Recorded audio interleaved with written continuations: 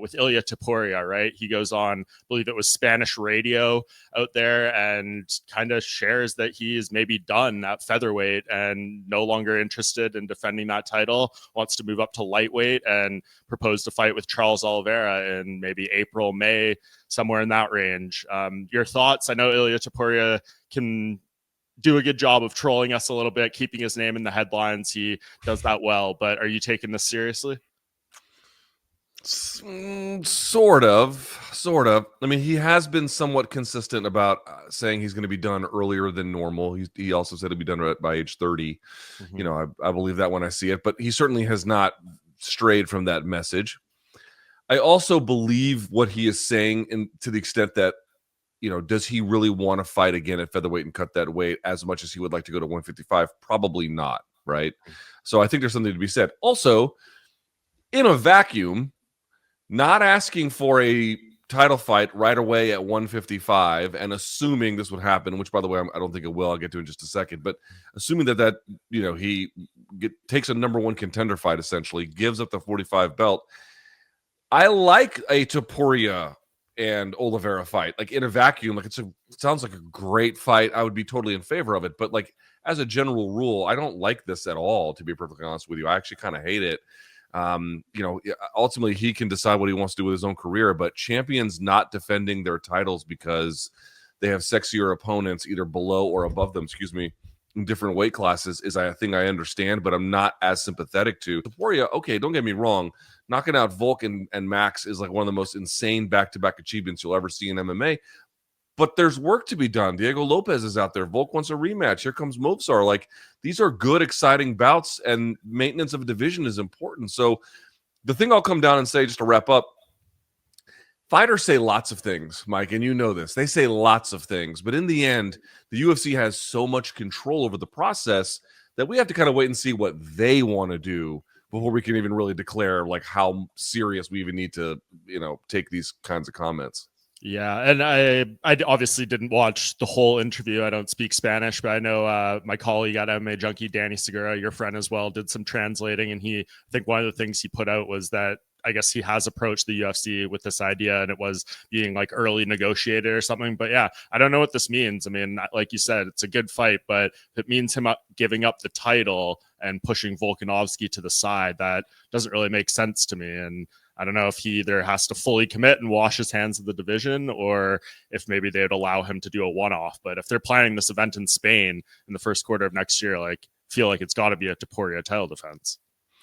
And also, if I'm Topuria and I'm headlining in Spain for the first time, I'm not saying I want an easy opponent, but I wouldn't want to be like, oh, now I'm going to go up in weight right in front of the time that I go home to Spain. You would want something a little more manageable. Again, you know as well as I do, Diego Lopez, not an easy fight. Movsar, not an easy fight, but it's still within the constrained universe of appropriate challenge.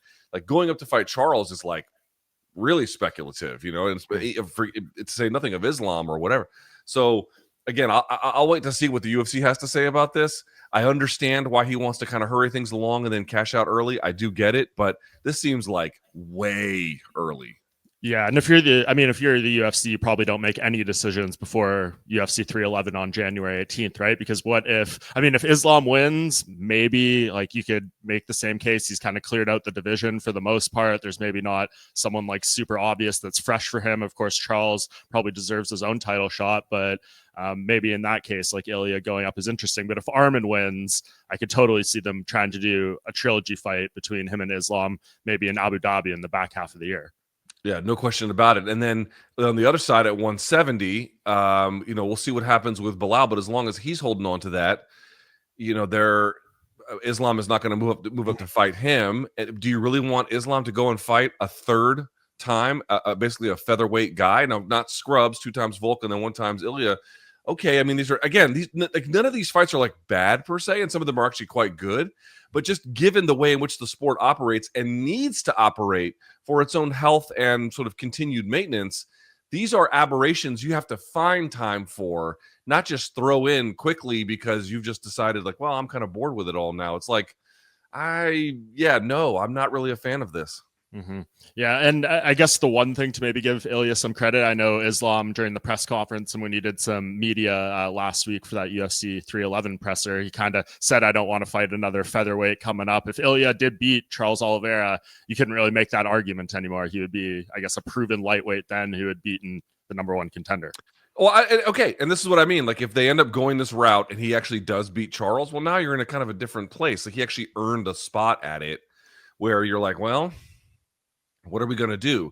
I'm just saying, all things being equal, having champions who are willing to maintain their divisions not only is good for their, standing, pound for pound rankings, and then ultimately in the course of history where they get recorded, but it's good for the sport.